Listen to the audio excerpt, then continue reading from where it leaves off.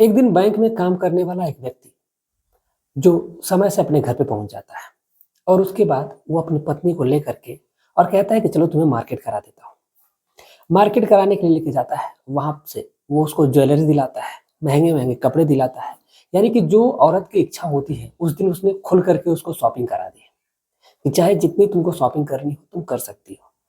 इतना सब करने के बाद उसको लेकर के वो कहता है कि चलो अब चलते हैं, और सीधा लेकर के घर ले जा करके एक जंगल की तरफ जाता है।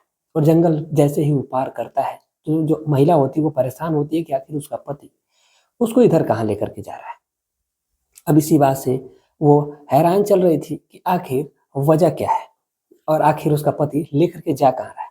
जब जंगल के बीचों बीच पहुंचता है तो फिर वहां से कुछ दूर और चलता है, जब जंगल पार हो जाता है तो वहां पर कुछ झोपड़ियां बनी हुई थी, कुछ गांव टाइप का था छोटा सा। और उसी गांव में जाकर के गाड़ी खड़ी कर देता है और जोर जोर से हॉर्न बजाने लगता है। हॉर्न की आवाज सुन करके सभी लोग, जो गांव के लोग होते हैं, वो जग जाते हैं और परेशान हो जाते हैं।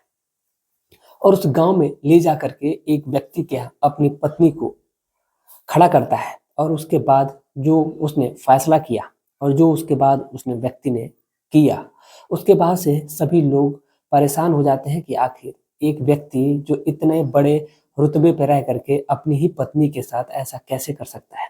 आखिर ऐसी क्या इसकी मजबूरी आ पड़ी थी कि अपनी पत्नी को इस बीच में गांव में ला करके इस प्रकार से इसके साथ हरकत कर रहा है।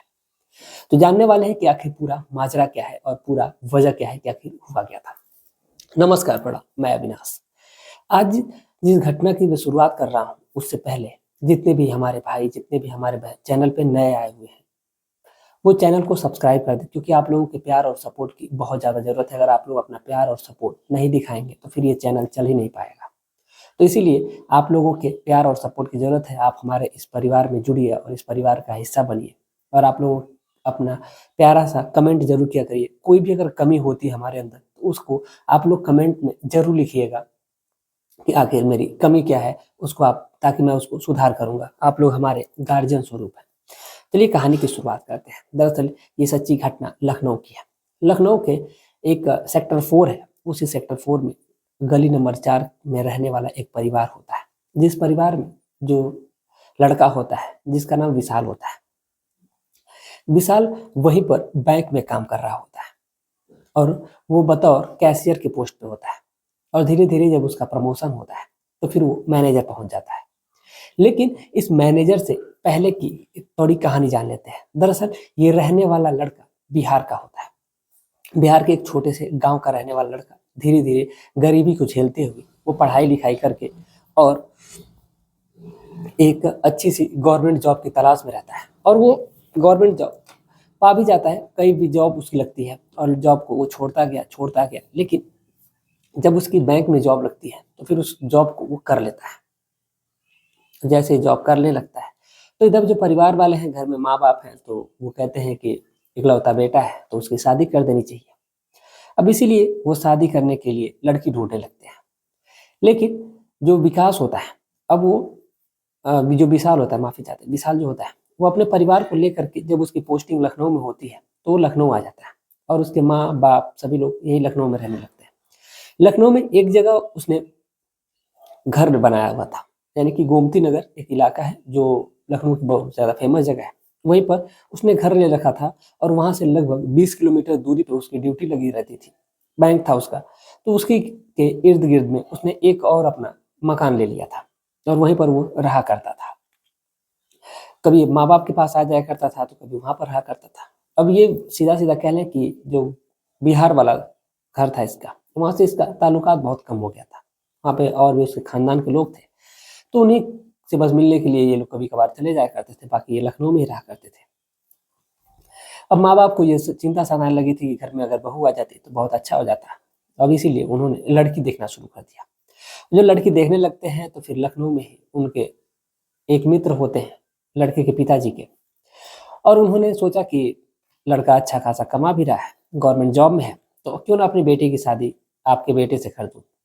अब इसी बात की डिस्कस हो गई तो दोस्ती में आप लोगों को पता ही है कि शर्तें नहीं होती हैं, और इसीलिए वहाँ पर जो बात है, जो चीज़ है, वो एक तरह से पूरी पूरी हो जाती है। अब ये सिलसिला, ये दौर अब आगे बढ़ने लगता है। और धीरे धीरे कहीं ना कहीं बात शादी तक पहुंच जाती है और शादी हो भी जाती है। शादी हो जाती है तो सब कुछ इनके जीवन में अब सही होने लगता है। अब इधर जो लड़की है अपने सास और ससुर के पास रहने लगती है, वहीं पर खाना पीना बनाना, खाना रहना। अब जो विशाल है वो भी वहीं से आया जाया करता था अपने बैंक पे। अब ऐसे ही चलता रहता है सिस्टम। लगभग 1 या 2 साल का जब वक्त गुजर जाता है, सब कुछ इनके जीवन में सही चल रहा था। अब एक दिन जो विशाल है, अब उसकी पोस्टिंग थोड़ा-सा वहाँ से और लगभग 10 किलोमीटर दूरी पे हो जाती है, दूसरे बैंक में। अब आने-जाने में ज़्यादा दिक्कत होने लगती है। कभी रात हो जाया करती थी, कभी ज़्यादा रात हो जाया करती थी, कभी सुबह ही जाना पड़ता था बैंक में, काम जब जैसे-जैसे बढ़ जाता था तो। अब इसीलिए वो अपने पिताजी से कहता है कि अब मैं सोच रहा हूँ कि जो वहाँ पे घर है मेरा, वहीं पर मैं शिफ्ट हो जाऊँ और अगर ये चली चलेगी हमारी जो पत्नी है जिसका नाम काव्या होता है, काव्या वहीं पे चली जाएगी तो साथ ही में रहा जाएगा और ये खाना-पीना बनाया करेगी समय से। तो उसके माता-पिता कहते हैं कि ठीक है, हमें कोई ऐतराज़ नहीं है। पर वो जो विशाल है वो काव्या को लेकर के अपने उसी घर पे नए वाले पे शिफ्ट हो जाता है। अब वहीं पे रहने लगता है। अब धीरे-धीरे वक़्त अब आगे बढ़ता है और वक़्त का पहिया बहुत तेज़ी से आगे बढ़ता है। वहाँ पर जो ज़रूरतों की चीज़ें होती थी, अब विशाल तो मार्केट चला जाया करता था। जो भी ज़रूरत हुआ करती थी, वो काव्या ही लेकर के आया करती थी। अब उसी दौरान उसके घर में दूध वाला आया करता था। दूध वाला जिसका नाम कृष्णा होता है। अब जो कृष्णा है, वो आया करता था, कृष्णा यादव था। वो दूध लेकर के आया करता था और पूरे गली मोहल्ले में दे दिया करता था और देने के बाद से वहाँ पर भी दिया करता था। कुछ समय जब बीतता है तो ये जो काव्या है, काव्या को दूध वाले से बात करके काफ़ी मज़ा आता था। टाइम पास भी हो जाया करता था, काव्या अकेली रहा करती थी, सोसाइटी में कोई इतनी जान-पहचान का था नहीं, तो दूध वाला थोड़ा बहुत बोल-चाल वाला था, तो बोल दिया करता था और ये दोनों बातचीत किया करते थे। अब जो कृष्णा होता है, कृष्णा यादव, वो पूरी कॉलोनी में पहले दूध दे आया था, उसके बाद फिर आता था काव्या के यहाँ और काव्या के दरवाजे पे खड़े होकर के वो बातचीत किया करता था। अब एक दिन काव्या उसको घर के अंदर बुलाती है और फिर दोनों वहीं पर बैठ करके बातचीत करने लगते हैं और बातचीत का जो सिलसिला है, जो दौर है, अब घंटों-घंटों चलने लगता है। विशाल भी अपना ड्यूटी चला जाया करता था और उससे भी इन सब चीज़ों से कोई ख़ास मतलब था नहीं, था तो दूध वाला ही, तो इस वजह से किसी प्रकार की उसको तकलीफ भी नहीं थी। लेकिन जो ये काव्या थी, अब काव्या की कहीं न कहीं जो रुझान थी, जो दिलचस्पी थी, वो कृष्णा यादव में होने लगी थी। और जब कृष्णा यादव में जब उसकी दिलचस्पी हो गई थी, तो फिर इधर वो परेशान-सा रहने लगी थी। अब वो उससे मिलने की फिराक में रहा करती थी कि कब उससे मिले, कब उसके साथ वक़्त गुज़ारे। अब वो बेसब्री से इंतज़ार किया करती थी। अब ऐसे ही जब वक़्त कटता है, तो एक दिन जो कृष्णा है, वो मौके का फ़ायदा उठाता है। जब वो घर में जाती है, तो उस दिन वो नहा कर के आई रहती है और ये दोनों बातचीत करते-करते एक-दूसरे में खो जाते हैं और वहीं से इनका जो दौर है, जो सिलसिला है, वो एक-दूसरे के साथ शारीरिक संबंध बनाने का, वो शुरू हो जाता है। अब यहीं से जो शारीरिक संबंध बनाने का जो सिलसिला है, जब शुरू होता है, तो फिर थमने का नाम ही नहीं लेता है। जब भी इनको मौका मिला करता था, यानी कि जब भी क्या मौका मिलना है, ये लगभग दोपहर के लगभग 1 या डेढ़ बजे करीब इसका टाइम था। कभी 12:30, कभी 1, कभी डेढ़, अब इसी टाइम पे वो आया करता था और आने के बाद से दूध दिया करता था पूरी कॉलोनी में और फिर आकर के काव्या से बातचीत किया करता था और फिर दोनों एक-दूसरे के साथ शारीरिक संबंध बनाते थे। अब ये सिलसिला, ये दौर अब आगे बढ़ने लगा था। लेकिन कहते हैं कि ये जो चीज़ें हैं, ये कभी छुपाए छुपती नहीं हैं। अब इसीलिए जो विशाल है, विशाल के कानों में धीरे-धीरे भनक पड़ने लगती है कि उसकी पत्नी के साथ कुछ न कुछ अब गलत हो रहा है, उसकी पत्नी गलत कर रही है। लेकिन उसको अपनी पत्नी पे यकीन था कि उसकी पत्नी ऐसा करेगी नहीं। अब इसीलिए वो किसी की बातों पे ध्यान नहीं देता है। लेकिन जो पड़ोसी एक होता है, जिसका नाम शादाब होता है, तो जो शादाब होता है, वो एक दिन बोलता है विशाल से, कहता है, "यार, दूध वाला तुम्हारे घर में आता है और लगभग घंटों-घंटों वो घर के अंदर ही रहता है, लेकिन चल क्या रहा है? मैं तुम्हें कुछ कह तो नहीं रहा, लेकिन मैं तुम्हें आगाह कर रहा हूँ कि दूध वाले की नीयत ठीक नहीं लग रही है। क्योंकि घर के अंदर जाता है, फिर लगभग 2 घंटे, कभी-कभी 3-3 घंटे उसकी साइकिल बाहर ही खड़ी रहती है और वो वहीं पर रहा करता है। अब ऐसे ही जब वक़्त कटता है, तो फिर विशाल के मन में भी अब धीरे-धीरे आशंका होने लगती है और फिर एक दिन विशाल जो है, वो लगभग डेढ़ बजे का जब वक़्त होता है, तो जो शादाब उसको फ़ोन करके बताता है कि दूध वाला आ गया है अंदर, अंदर घर के अंदर है। लगभग आधे घंटे बाद जो विशाल है, वो अपने घर पे पहुँचता है और घर का जो दरवाज़ा होता है, आमतौर पे कभी विशाल घर पे आया नहीं था दोपहर में, तो दरवाज़ा नॉर्मली लॉक था अंदर से।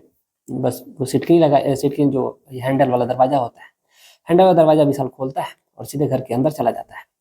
अब जैसे ही घर के अंदर जाता है तो फिर इधर जो उसकी पत्नी है और जो दूध वाला है वो दोनों आपत्तिजनक स्थिति में होते हैं।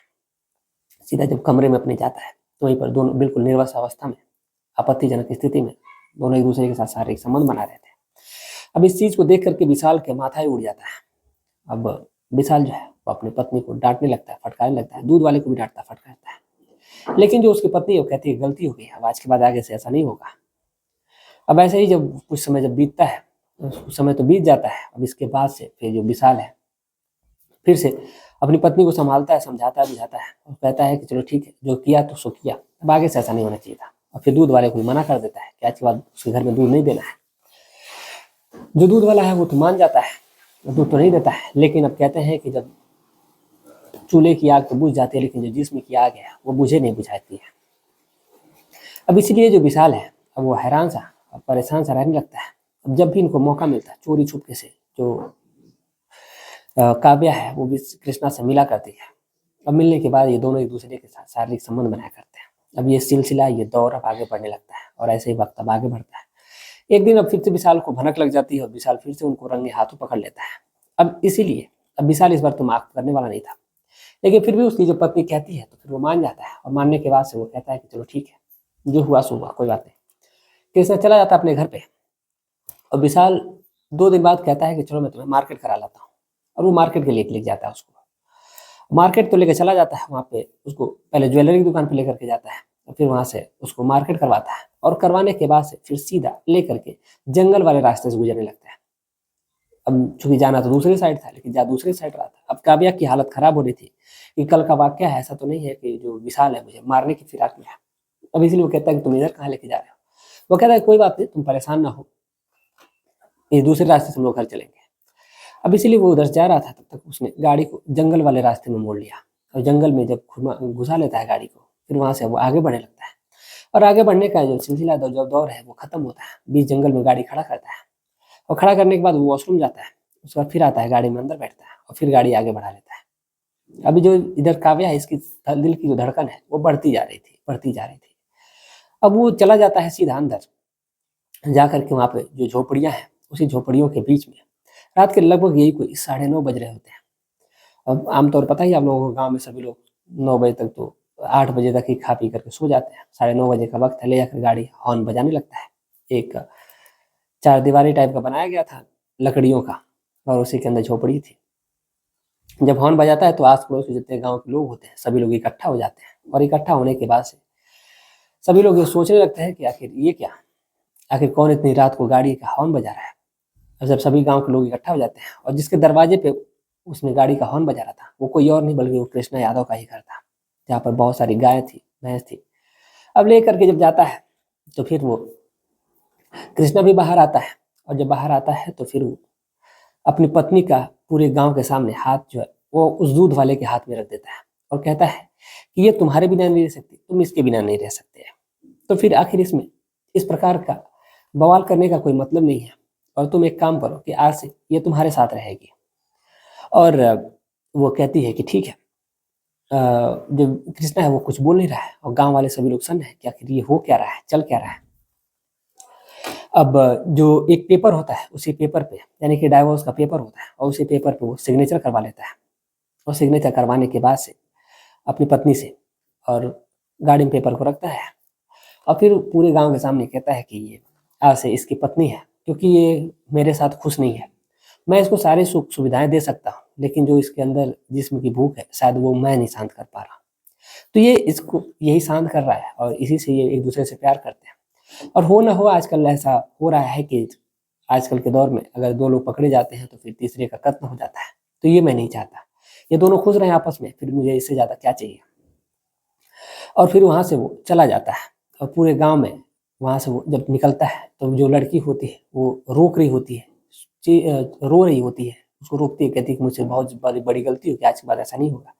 लेकिन जो विशाल है वो कुछ सुनने के लिए तैयार नहीं था और जो भी उसने ही जो जवाहरात खरीदे हुए थे और जो कपड़े थे वो सारे उसको वहीं पर रख देता है, कहता है ये लो और यहीं पर अपना खुश रहो।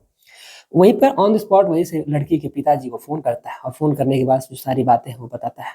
लड़की के पिताजी अभी कुछ समझा पाते, बुझा पाते। इससे पहले विशाल वहां से चला जाता है और फिर अगले दिन वहाँ पे पंचायत भी होती है। पंचायत में ये पूरा फैसला हो जाता है कि जब ये इस प्रकार की बातें हैं तो फिर भाई कृष्णा को रखना पड़ेगा, विशाल तो रखेगा नहीं, क्योंकि उसने डाइवोर्स पेपर भी अपने साइन करवा लिए थे और वो नहीं चाहता था कि आगे भविष्य में कोई बवाल हो। अब इसी बात को लेकर के सब में कहासुनी होती है थोड़ी बहुत और फिर वो दोनों पति पत्नी अलग हो जाते हैं और फिलहाल जो काव्या है रोती रह गई, बिलखती रह गई और वो दूध वाले के साथ ही उसके घर पे अब रहेगी। हालाँकि अब दूध वाला अब उसको कैसे रखेगा, कैसे नहीं रखेगा, अब तो बात की बात है। लेकिन अब जो भी है, अब सो वो तो जैसा होना था, वो तो हो ही चुका। लेकिन सभी लोग गाँव वाले जो थे, फिर बाकी जिन लोगों ने ये बातें सुनी, उन्होंने तारीफ़ करी कि बिना झगड़े के, बिना मार-पीट के, ये जो विशाल है काफ़ी हौसले से काम लिया, दिमाग से काम लिया और दोनों मामलों को शांत कर दिया। बाकी आप क्या सोचते हैं इस घटनाक्रम के बारे में? आप अपनी राय कमेंट में ज़रूर दीजिएगा कि विशाल ने सही किया या गलत किया। किसकी गलती ज़्यादा है यहाँ पे, किसकी गलती कम है? आप लोग कमेंट में ज़रूर राय दीजिएगा। चलिए, जाते-जाते आप लोग अपनी राय कमेंट में ज़रूर लिखिएगा। मिलते हैं एक और सच्ची घटना के साथ। इस पूरे घटनाक्रम को सुनाने का उद्देश्य किसी की भावनाओं को ठेस पहुँचाना नहीं, बल्कि आपको जागरूक करना, आपको सचेत करना है। आप जहाँ भी रहें, स्वस्थ रहें, सुरक्षित रहें, अपना ख़्याल रखें, अपने परिवार का ख़्याल रखें। मिलते हैं एक और सच्ची घटना के साथ। तब तक के लिए जय हिंद, जय भारत।